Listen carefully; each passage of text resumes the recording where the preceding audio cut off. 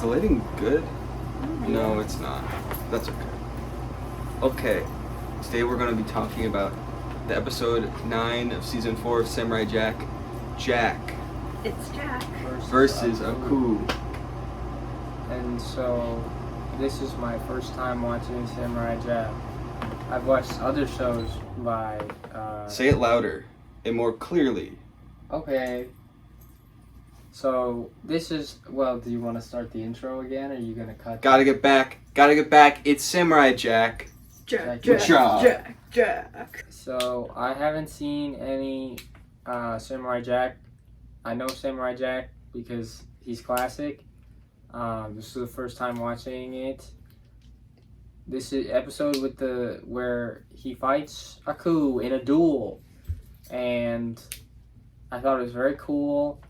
My favorite part is probably how they sync the music with the hits. Oh, the soundtrack is amazing. Yes, it's very good. It makes the animation have a lot more impact.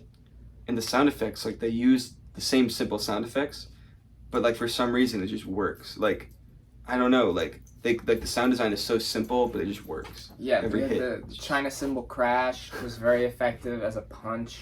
It made it like you were like, wow, that really hurts. Mm. I liked how floaty they were, because otherwise I don't know, I feel like it'd be difficult to get like super precise animations. I feel like it was pretty precise when it comes to like the fist fighting. It's precise, but I just like the way the action is like kind of floaty, like they like jump around really magically.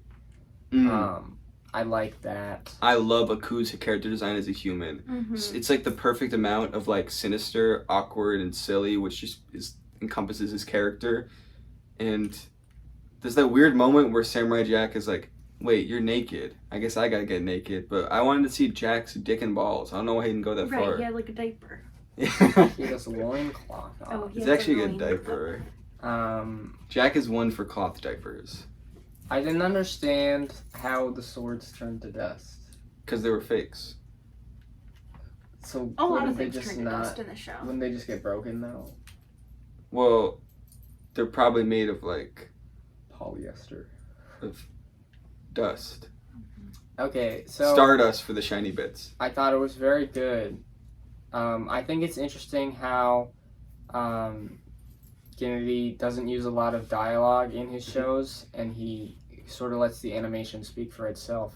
This episode is actually an exception to that. Like, there's a lot of dialogue. Yeah, I heard you say Usually, that. like, sometimes the entire first act of the thing would happen and there'd be no dialogue. Right. But this time we really get a good look at the dynamic between Jack and Aku, and it makes you realize that even though the show always puts Jack in different situations, him and Aku are great together. They're amazing foils. Like Jack's very earnest bravery and honesty versus Aku's trickery and his more like, you know, he's shifty. He's a shifty little guy.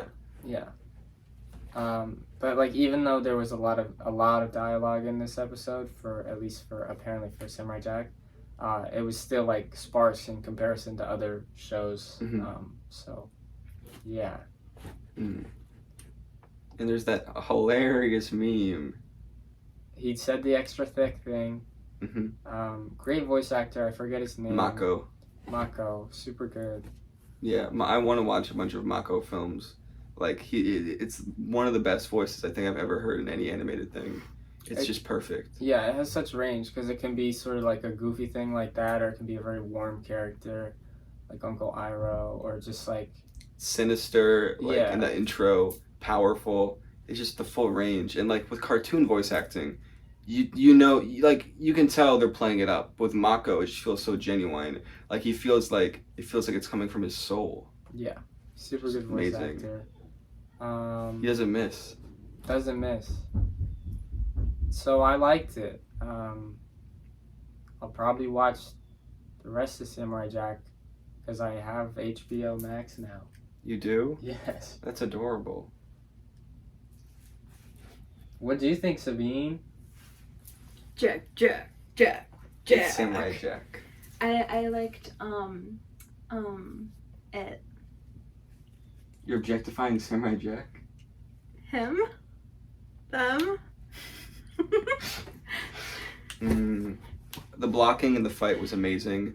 I love the way Samurai Jack changes aspect ratios randomly to make it feel more cinematic. Yeah. It feels like they're in every aspect of the show. They're going beyond TV animation, like in terms of the animation quality, the design work, just the amazing backgrounds, the flow of everything, and like even as something as simple as the presentation of like the aspect ratio. Like they always go above and beyond in every single episode, and Jack versus Aku is no different. It seems like it's so like simple, you know, like Jack versus Aku. It's like the central conflict being expressed in one episode where there's no like gimmicks. It's just fist fighting, like so bare knuckle, black versus white, yin yang. Like it's just perfect and simple, which is what Samurai Jack is at its core.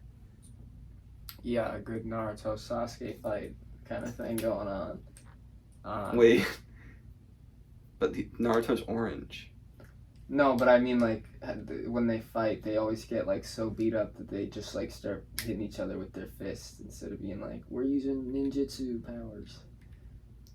You should Anyways, stop watching. you didn't get the reference. Everyone else gets the reference. I mean, I know who they were. I know who Naruto is. I know why Naruto is. Why is Naruto? He's like a firefighter. Fireman Sam. We're gonna watch another episode and get Wait, back to you. What's the fire truck? Sam. Fireman Sam. Fireman Sam. Yeah. It's Naruto's dad. Oh. Hello, we're back. Why is the lighting so yellow? I don't know. Worms. You're looking at me. It's not my fault. It is. The light is on. Anyways, we're back. We just watched Jack and the Zombies. Season 3, episode 4. I thought that episode was really, really good. I liked how Aku seemed so much more powerful. Like his power was like all encapsulated. They really played up his monster movie inspirations with the Godzilla elements. I'm sure there's monster movies about like the scorpion and like just his imposing nature. It felt like there's an all-encompassing darkness that fit perfectly because the first half of the episode you have these zombies and then like it's interesting how the colors get darker and darker as it goes on. Yeah. Like with Aku, just this final scene where he's spreading his black powers all throughout the graveyard, and it's just this amazing 2 seconds where it becomes like pillar boxed and like it's red. Yeah, it's red and so you good. Oh my god.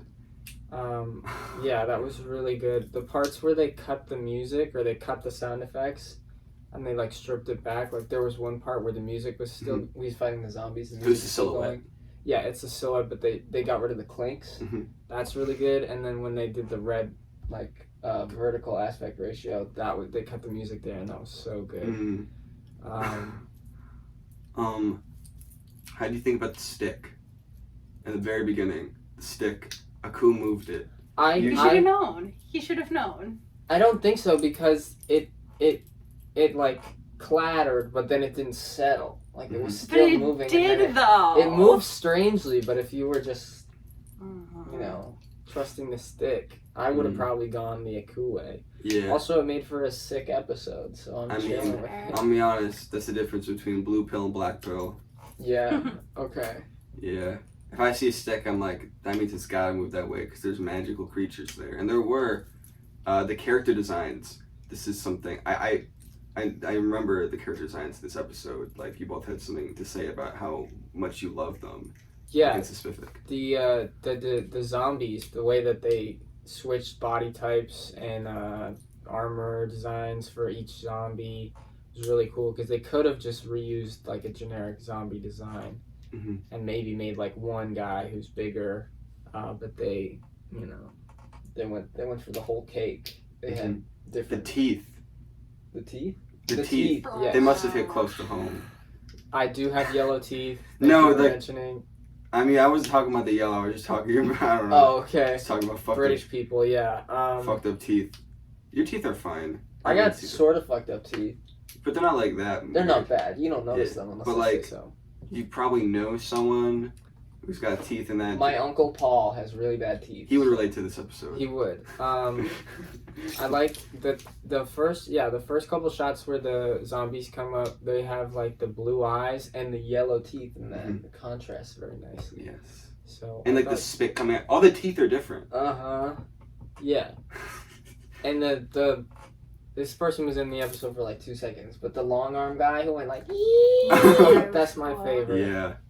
I love the screaming. And then Aku like imitates him. It's like at the end with like he gets the same body, and it's cool because like you see him for 5 seconds. You're like, oh, I want more of him, but then you get more of him. Yeah. You really like the one that looked like the screaming old lady who was like, I will take the one who steals Jack's sword. Yeah. She really got it, didn't she? She did. I thought he was gonna get a power sword, but then she took his sword. What do you think of the twist where, he can't? The sword can only defeat evil, so Samurai Jack doesn't need to. I like how he forgot. You thought he was gonna get gotten?